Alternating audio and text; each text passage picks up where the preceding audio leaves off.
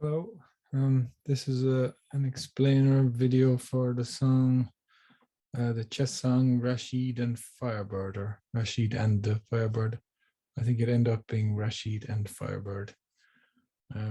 This song is based on the life of Rashid Nezhmetdinov, who was a Russian um, uh, chess master. I don't know if he ever got the title of grandmaster, or at least international grandmaster, because he didn't play enough international chess. I think it was difficult for him to leave Russia at the time that he was alive. The game I chose was has a kind of a nice, what's called a smothered mate, checkmate at the end of it. I might share a nice little documentary about his life. It was a very interesting life. He was a beautiful chess player. He would often win what was called the Brilliancy Prize in tournaments for like what was considered the most beautiful move, but he often wouldn't have won the same tournament. He had kind of irregular form, and he, like the song "The Firebird" references something that he was quoted to have said, that he felt kind of inspired at times, as if the Firebird was sitting on his knee, and then he could do no wrong, but then it would go away and he would kind of be lost.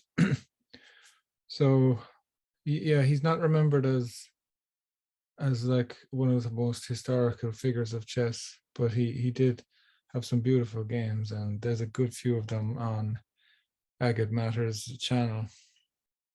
The one against Chernikov is very nice, where he does a beautiful queen sacrifice, and there's a nice story on that. I'll put a link to that one too.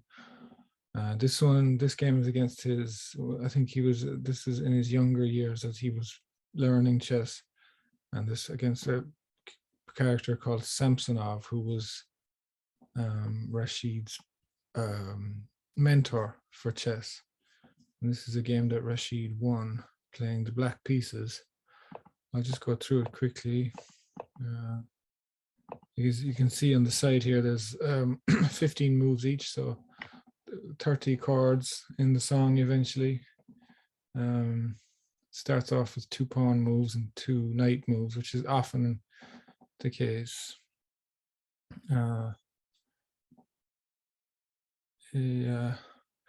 Then what followed is a pawn move, pawn move and a knight move as well. So there was a little pattern to that.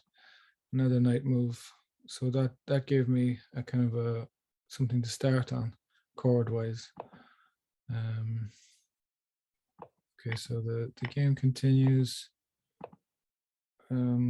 Here, Samsonov gets into the corner of Rashid's defenses, but Rashid kind of lets him take this rook in the corner. He takes this knight here, lets Samsonov have the rook, but now the queen is kind of stuck in that corner. This happens in the Alekhine game as well.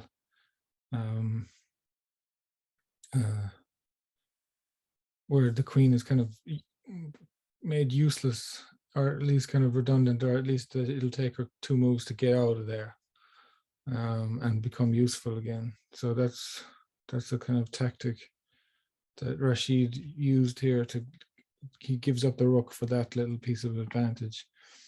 He goes after this pawn here, and here Samsonov kind of makes a kind of a strange defensive move, which allows Rashid to do this, to finish in this nice kind of stylish, what's called smothered mate. So the king is in check, and the king can't come to f1 here. He has to go into d1, which allows the knight to come and check, and now the king has to come into the line of the queen again. Rashid now has a double check, so he goes to d3 here with the knight, check and check. So the knight can't be captured here because the king will still be in check from the queen. So the king has to move when there's a double check, and the king has to move back in there again. And now this allows this forced sacrifice kind of thing, where Rashid sacrifices his queen by going right in next to the king, The king can't capture the queen because the knight is protecting it, but the rook can.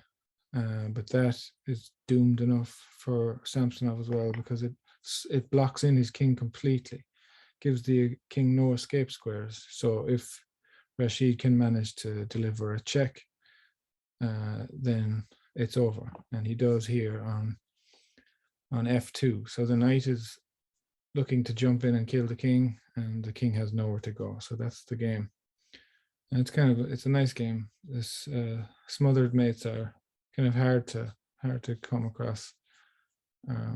So yeah, kind of there was some kind of sadness to Nezhmetdinov's life, in the sense that he wasn't kind of recognized for what he was a master at. And so that's the style of the song. Okay, now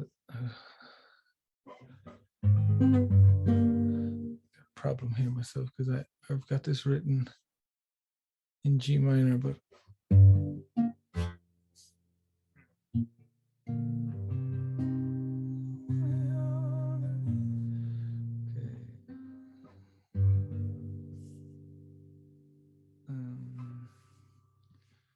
I should have done some preparatory work here. I probably won't be able to play this song very well because I got the wrong key in my head. For this song, I used a kind of a B flat chord type thing in somewhere in the. I say in my head now I'm playing it. Well, let's use this one. This is G minor, so the relative major of G minor is B flat, and the seventh chord of that scale is A flat, or at least it would be A, I guess.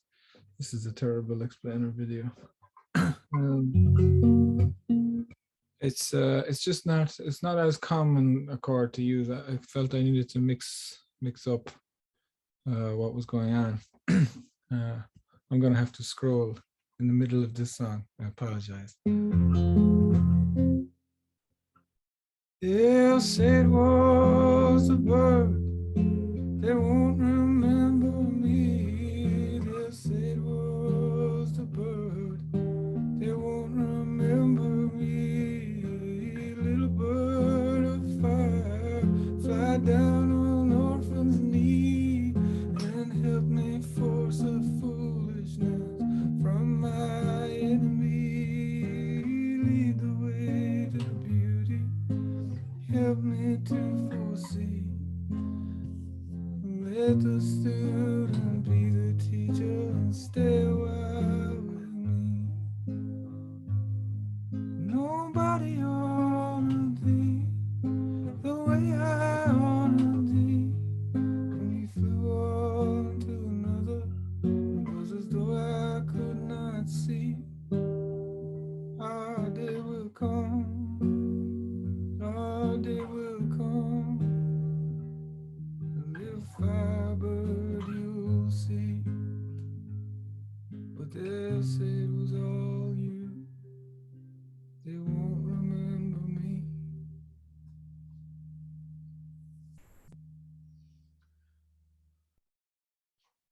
Yeah. That song ends on a 5 chord, which is kind of unusual because of the knight because the knight had been given that F chord in the beginning, and that pattern of pawn and knight in the beginning goes pawn, pawn, knight, knight, pawn, knight, knight. I just used that pattern to get that melody at the start.